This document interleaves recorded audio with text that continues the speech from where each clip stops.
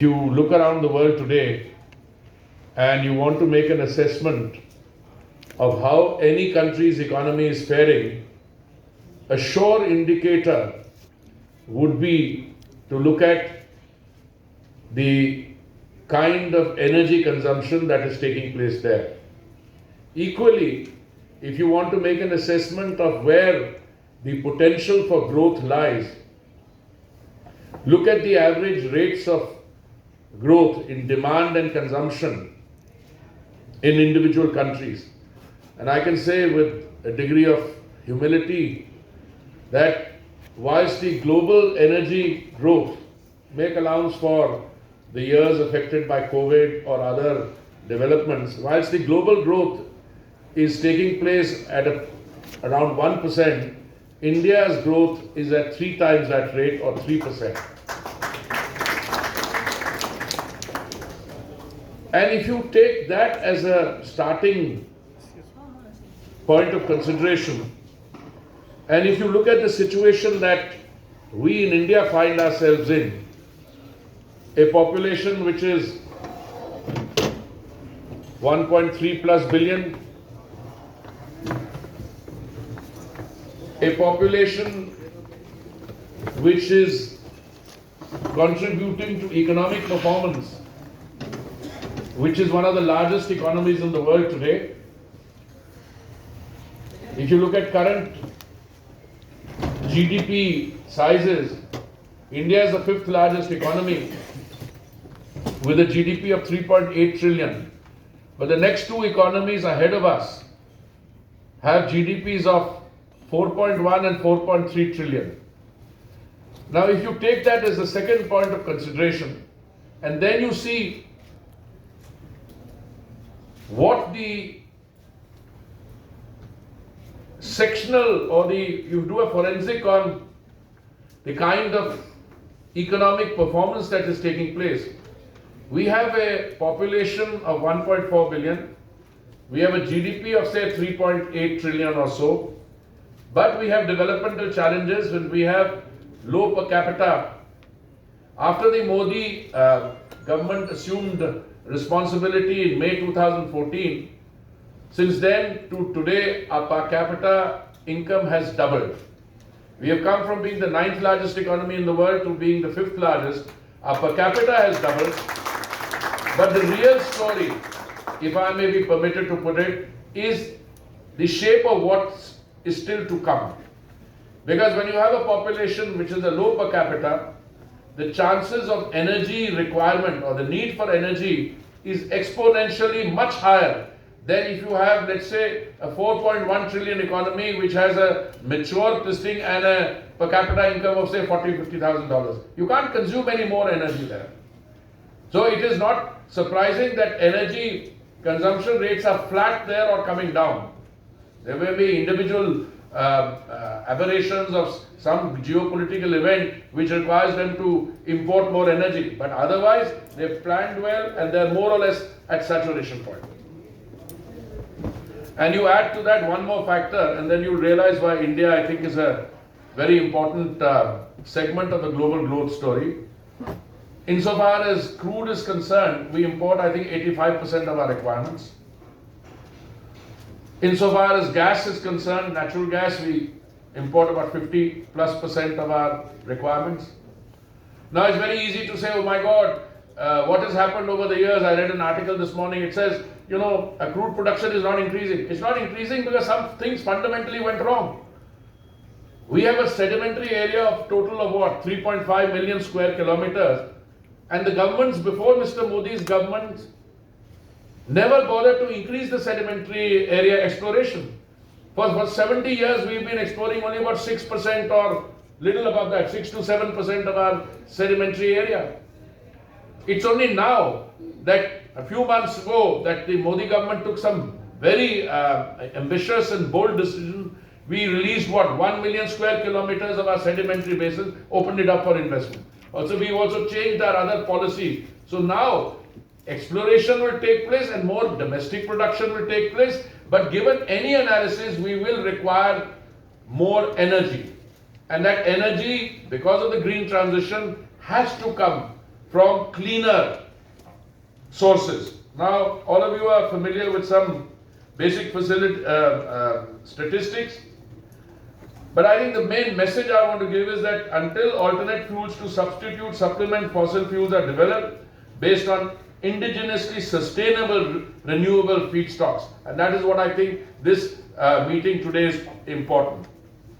I want to give you one statistics when it comes to biofuels. In 2013-14, we were undertaking only a 1.53% of blending. In July 2022, we reached a figure of 10.17%. We, in other words, reached a 10% threshold which the government had set, which was set for November of 2022. We did it 5 months in advance. Now, this enabled us to save foreign exchange of 41,500 crores and make timely payments of over 40,600 crores to our farmers, and reduction in turn of 27 lakh tons in carbon dioxide emissions. The submission that I am making to you today is that the proposition, the need for sustainable, clean fuels is a given, that compressed biogas and all that goes with it is a great opportunity, and I think the government has done its bit by introducing an ecosystem both through the announcements and starting from the biofuels policy in 2018 onwards. But let me list out a few of these. First of all, the benefits of CBG: reduction of natural gas imports, reduction of GHG emissions, reduction in burning of agricultural residues, providing remunerative incomes to farmers, employment generation, effective waste management, etc. Furthermore, the fermented organic manure, FOM, is a co-product of CBG production which can be utilized in the agriculture sector to promote organic farming and reduce the use of chemical fertilizer. You've seen the recent announcements both in the budget and elsewhere. And even before that, the government had set a target to increase the share of gas in the energy mix from the current 6% to 15% to make India a gas-based economy. I already said we are presently importing about 50% of our requirements of natural gas. A speedy expansion of CBG will help in meeting our additional requirements from domestic sources. The government has launched the Sustainable Alternatives Towards Affordable Transportation (SATAT) initiative to promote the use of upgraded biogas in the form of compressed biogas as an alternative green fuel. Under this initiative, various waste streams such as animal dung, agricultural residues, MSW, municipal solid waste, sewage water, and industrial waste such as pressed mud, spent wash from sugar industry, food processing industry is all being looked into as feedstock for production of biogas and CBG. We have, as you all know, an ambitious target to set up 5,000 commercial plants by 2024-25 and produce 15 million metric tons of CBG, which would replace other gaseous fuels being used in the country. So far, 46 CBG biogas plants have been commissioned and sale of CBG has started from more than 100 retail outlets. I am pretty confident that in the coming weeks and months, thanks to initiatives taken by certain state governments and the efforts of our economic entities, including the OMCs in particular, a major push will be witnessed to increasing the number of CBG plants from the current 46 to several, going into several hundred. I see that happening because the ecosystem is now in place.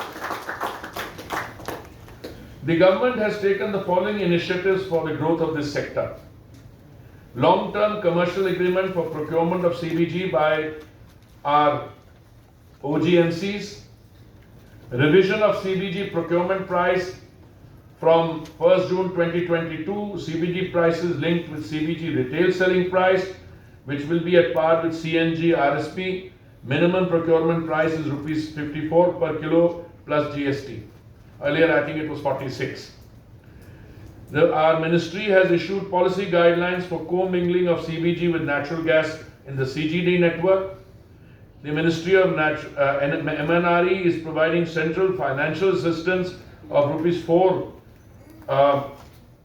crore per 4,800 kilograms per day of installed capacity of CBG plants, maximum CFA up to rupees 10 per crore per project under the Waste to Energy program. The Reserve Bank of India has included CBG projects under priority sector lending. The Department of Fertilizer have issued letters to fertilizer companies to mandatory offtake of FOM with chemical fertilizer as a basket approach. CPCB has included CBG plants under white category status on case-to-case basis. As you must be aware, and I alluded to it just now, that the Amritkal Budget 2023 gives a huge boost to India's biogas and clean energy revolution as listed.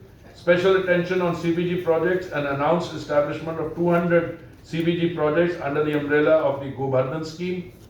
5% CBG mandate will be introduced for all organizations marketing natural and biogas. To avoid cascading of taxes on blended compressed natural gas, excise duty on the amount of GST paid on compressed biogas contained in the blended CNG has been exempted. Fiscal support for collection of biomass and distribution of biomanure. I want to digress at this point to the given fact that whenever you set up something new, you will face teething problems.